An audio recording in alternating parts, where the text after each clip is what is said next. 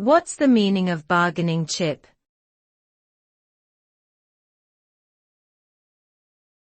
Bargaining chip.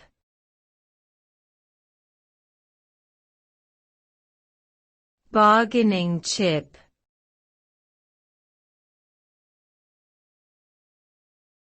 Bargaining chip.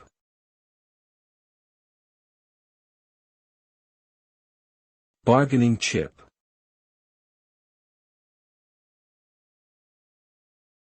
A bargaining chip is something that can be used as leverage in negotiations or discussions to gain an advantage or achieve a desired outcome. This term originates from the practice of bargaining in marketplaces, where traders use their unique goods or services as bargaining chips to reach a mutually beneficial agreement. In modern usage, a bargaining chip can refer to any asset, resource, or advantage that one party can use to sway the opinions or actions of another party. Examples of bargaining chips can include political influence, military power, economic resources, or even personal relationships.